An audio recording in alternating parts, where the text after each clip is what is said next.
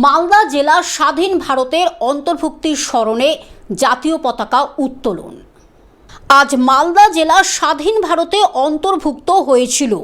দিনটি স্মরণ করতে কালীতলা ক্লাবের উদ্যোগে জাতীয় পতাকা উত্তোলন করে দিনটি পালন করা হয়।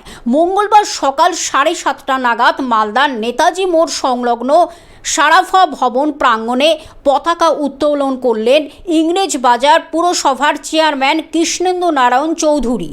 এছাড়াও উপস্থিত ছিলেন ক্লাবের অন্যান্য সদস্যরা। পতাকা উত্তোলন শেষে এই দিনটির তাৎপর্য তুলে ধরেন কৃষ্ণেন্দু চৌধুরী। গুরুত্ব যখন আমাদের স্বাধীনতা পেয়েছিলাম 1947 সালের 15ই আগস্ট গভীর রাতে, সেই সময় মালদা পরাধীন ছিল। অর্থাৎ মালদা 15টা থানায় পূর্ব পাকিস্তানের অন্তর্ভুক্তি হয়ে গেছিল। এক শ্রেণীর মানুষের আতঙ্ক ছিল আমাদের কি হবে। আর এখানে পাশে কালেক্টর বিল্ডিংয়ে পাকিস্তানের ঝান্ডা উঠছে।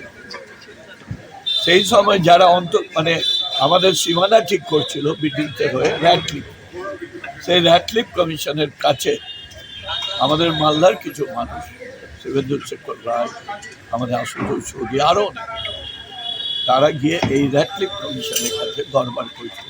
অবশ্যই শ্যামাপ্রসাদ মুখার্জি তাদেরকে সহযোগিতা করেছে এবং পরবর্তীকালে অনেক।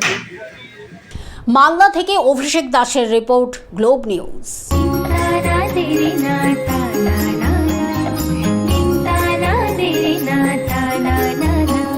পাশে সবার প্রিয় গ্লোব টিভি, সাথে সবার প্রিয় গ্লোব টিভি।